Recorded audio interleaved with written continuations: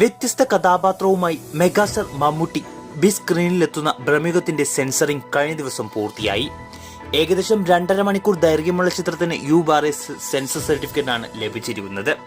Censor board അംഗങ്ങളിൽ നിന്നും മികച്ച അഭിപ്രായങ്ങൾ ലഭിച്ച ചിത്രം മെഗാസ്റ്റാറിന്റെ കരിയറിലെ മറ്റൊരു പൊൻതൂവലാവുമെന്നാണ് പറയപ്പെടുന്നത്.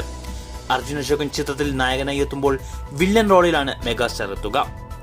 4 or 5 പ്രധാന കഥാപാത്രങ്ങൾ മാത്രമുള്ള ചിത്രത്തിൽ വളരെ കുറച്ചു സമയം മാത്രമേ മമ്മൂട്ടി ഉണ്ടാവുകയുള്ളൂ എന്നാണ് ഇൻസൈഡ് റിപ്പോർട്ട്. എന്നാൽ ആ കുറഞ്ഞ സമയം കൊണ്ട് പ്രകടനം കൊണ്ട് താരം ചിത്രത്തെ വേറെ ലെവലിൽ എത്തിച്ചിട്ടുണ്ടെന്നാണ് റിപ്പോർട്ട്. ഫെബ്രുവരി 15 വേൾഡ് വൈഡ് റിലീസായി തിയേറ്ററുകളിലെത്തുന്ന ചിത്രത്തിന് കേരളത്തിൽ 250ഓളം സ്ക്രീനുകളിലാവും റിലീസ്. അതോടൊപ്പം മറ്റ് സംസ്ഥാനങ്ങളിലും ഓവർസീസിലും ഗംഭീര റിലീസ് തന്നെയാവും ചിത്രത്തിനുണ്ടാവും. കഴിഞ്ഞ ദിവസം സിനിമയുടെ അഡ്വാൻസ് ബുക്കിംഗ് പല സ്ഥലങ്ങളിലും ആരംഭിച്ചിട്ടുണ്ട്.